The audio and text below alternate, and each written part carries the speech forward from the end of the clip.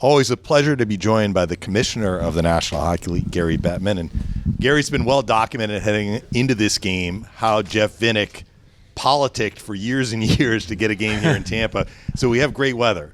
But when you agreed to it, we didn't know we were going to have this great weather. So what convinced you to take this gamble? Because we could have had much different weather than what we're having today. Well, this is our 45th outdoor game. And our people, whether it's hockey ops, events, our ice makers, they've kind of figured out how to do this. And we believe by playing at night and using the tent we did to set up that we could do this. And 10 years ago, when Jeff Vinik started hounding me for the game, I don't think we were confident enough on the technology and our ability to pull this off. Now, the fact that it's 35 degrees out, I think I may have to apologize to the state of Florida if we're the cause of all this. But it's remarkable how it's the coldest day in 15 or 20 years. And I think it snowed in Tallahassee last night. Yeah. Let me ask you, Gary, what if it had been 70 degrees, would it have been still okay? Yeah, we would have been okay because we were protecting the ice. Right. We probably would have stopped taking the ice. The tent would have come down just before game time. It takes 6 hours to get it to come down, so we would have started late morning to get it done. As it was, we took it down last night because we knew we could. I mean, it's unbelievable. Would rain bother? Well, it rained yesterday, yeah. Which is why it was good we built the tent. Yeah. Which in and of itself was a bit of an engineering feat. Yeah, how the heck did they do that? Well, you know, You don't know either. They tell you. We have a creative organization, and in terms of putting on events, the group that Steve Mayer has put together and the way he and they focus on how we do events, I don't think anybody does it better. I saw an article in which Steve Mayer said, Gary has emboldened us to be bold, sometimes not with the most beneficial financial returns. In other words, or rationality. Or rationality. Well, but clearly that's a decision. You have tried to make these events special, even if it maybe is not bringing the same return. Like, what goes into that process for you? This is about making something special for the fans, for a market, for the players. And it's not always about the money. People, so many people here charging for tickets. These events are very expensive to put on, and we want to make sure that they're well done, first class, and if we have to spend a lot of money to do that, we will do that. But, in terms of the rationality, I mean, there were people who thought we had lost our minds by agreeing or deciding to put on 2 games outdoors in Florida in the same month, basically.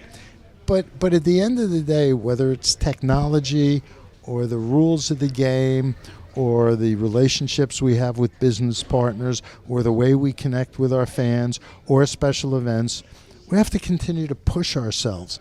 This is a fast-paced world. Things are changing rapidly. And if you don't push yourself and you think the status quo is good enough, you're going to fall back. And we owe it to the game, and we owe it to our fans to really push forward. With the players all going to the Olympics, and I realize that the players want to play in it, and why I don't know, but that's another story. Well, we'll get to that story in a minute, but go with your question. The condensing of the schedule has caused, I think, more injuries than it should have. Yeah, the condensing of the schedule is an issue. Now, when we were going through the discussions about whether or not to go back to the Olympics, and I would point out some of the negatives. You've just pointed out one. People would say, "Oh, he's so negative." It's really, we have a condensed schedule. Think about this: the Lightning, your Lightning, are sending 10 players to the Olympics. I think the Panthers are as well. There are some teams that aren't sending anywhere close to that. So, first of all, whatever momentum a team has today will be gone in 3 weeks, and some NHL teams, most of the players will have a nice vacation and rested on the beach. And we've got teams with 10 players flying halfway around the world, playing a difficult, intense schedule. Now, why do we do it? Our players have a history and tradition and a passion for representing their countries. They believe, as do I, that there's nothing better than hockey, best on best internationally. Our players are going to give of themselves. They're going for the gold with as much passion as gusto as you had. And because it's so important to them, and because it shows hockey at its authentic best, similar to our playoffs, that's why we do it. And so, you say, why do the players want to do it? It's important to them to represent their countries. I get it. And it's not all good. It's not all bad. It's a balancing act. And, we, as you know, because you go back in this game further than I do, prior to 98 in Nagano, NHL players never played in the Olympics. I made arrangements to go back. And then we stopped. And then we're going back. Again, that's because it's important to the players. Okay, you were in basketball when they went to the Olympics. Yeah. But they went in the It's off season. Off season. Yeah, well, but the problem is the Olympics will say I've raised the question a number of times. I'm sure you have. And it is, the Olympic charter says snow and ice is the winter. Okay. You get past that, hockey is too important to the Winter Olympics in terms of hours of programming. Gotcha. And in terms of tickets sold. We're the most important event in all of the Winter Olympics. They're never going to switch it to the summer. And the summer, quite frankly, has so many sports, much more than the winter. It gets lost. So it is what it is. And on balance, it's going to be worth going. But it isn't like it's a no-brainer that everything's perfect because there are challenges. Gary, great to see you. I'm glad you got a nice warm coat there. Yeah, thank you. Safe and warm. Multi-layers. Same Thanks for here. the time very much. Great to be with you, and thanks for all you do. And the Lightning are an amazing story.